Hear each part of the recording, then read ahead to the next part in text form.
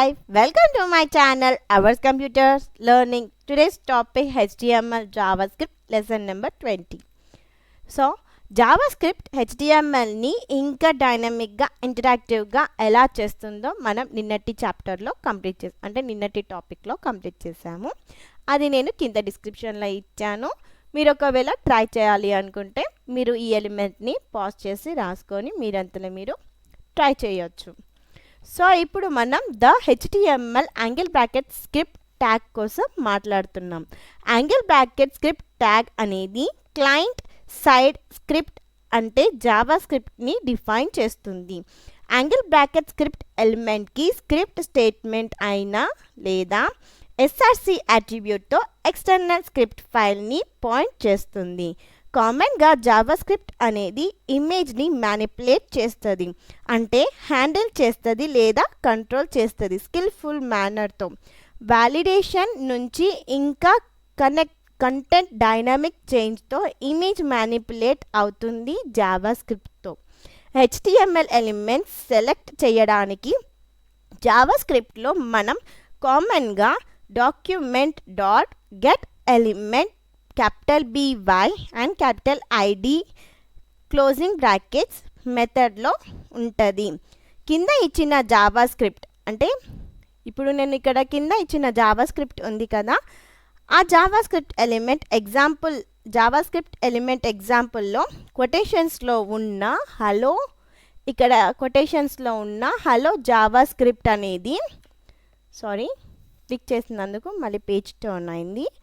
So ఇక్కడ కొటేషన్స్లో ఉన్న Java script అనేది మనకి హెచ్టిఎంఎల్ ఎలిమెంట్లో ID is equals to demo అని ఉంది కదా, అంటే పారాగ్రాఫ్లో ID attribute is equals to demo value అని ఉంది కదా, మిడిల్లో ఏమీ లేదు చూస్తున్నారు కదా, మనం క్లోజింగ్ బ్రాకెట్ వెంటనే ఇచ్చాము.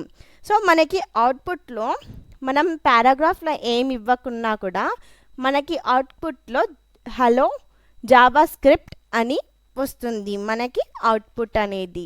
అంటే ఇక్కడ స్క్రిప్ట్లో మనం రాసాం కదా ఇంటర్నల్ హెచ్టిఎంఎల్ తర్వాత హలో జావా స్క్రిప్ట్ అనేది డైరెక్ట్గా ఓపెన్ అవుతుంది. ఈ హెడ్డింగ్ అండ్ పారాగ్రాఫ్ తర్వాత మనకి ఈ ఐడి డెమో ఇవ్వడం వల్ల మనకి హలో జావా స్క్రిప్ట్ అనేది వచ్చేస్తుంది.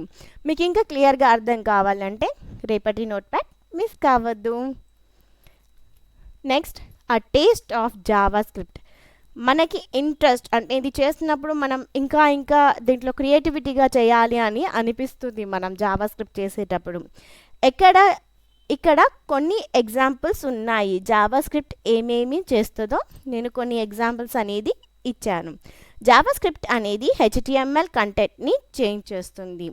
అంటే ఇక్కడ బటన్లో క్లిక్ మీ అని ఇచ్చాను కదా, ఇక్కడ దిస్ ఈజ్ అ డెమోన్స్ట్రేషన్ అని ఉంది కదా, దానిపైన మనం క్లిక్ చేస్తే హలో జావా స్క్రిప్ట్ అనేది వస్తుంది.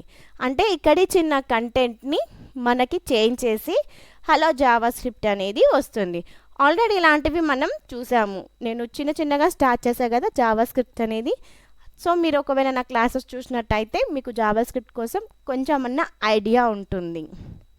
So Java script can change HTML styles. Java script అనేది HTML స్టైల్ని కూడా చేంజ్ చేస్తుంది.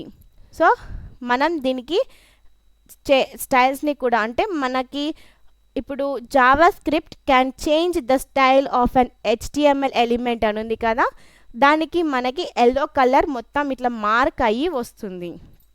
మన టెక్స్ట్ అనేది రెడ్ కలర్లో ఉంటుంది. ఫాంట్ సైజ్ అనేది 25 పిక్సెల్ వరకు వస్తుంది అన్నమాట రిజల్ట్.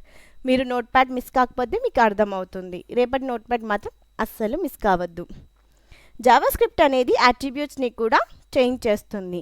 అంటే ఇది లైట్కి సంబంధించింది, లైట్ అనేది ఆఫ్ ఆన్ కూడా అవుతుంది.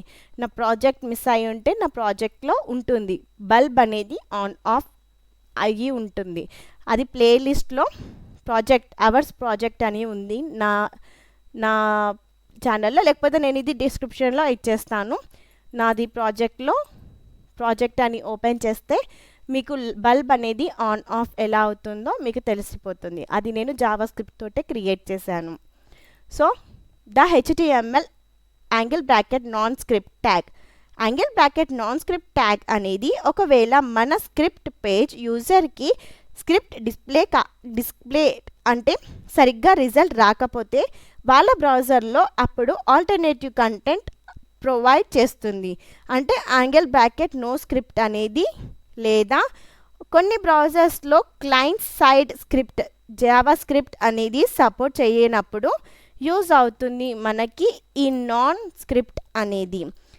సో యాంగిల్ బ్రాకెట్ స్క్రిప్ట్ అనేది క్లయింట్ సైడ్ స్క్రిప్ట్ని డిఫైన్ చేస్తుంది.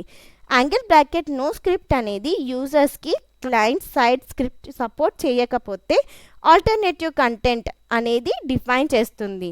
అంటే ఇక్కడ మనం నో స్క్రిప్ట్లో sorry your browser does not supports the JavaScript అనేది అవుట్పుట్ వస్తుంది అన్నమాట. అంటే కొన్ని బ్రౌజర్స్ స్క్రిప్ట్ని సపోర్ట్ చేయదు, అలాంటి వాళ్ళకి మీకు జావా స్క్రిప్ట్ అనేది సపోర్ట్ చేస్తలేదు అని వాళ్ళకి ఆల్టర్నేటివ్ కంటెంట్ అనేది వస్తుంది. ఇప్పుడు ఇమేజ్కి మనం ఆల్టర్నేటివ్ ఎలా రాసాం అదేవిధంగా దీనికి కూడా యూజ్ అవుతుంది.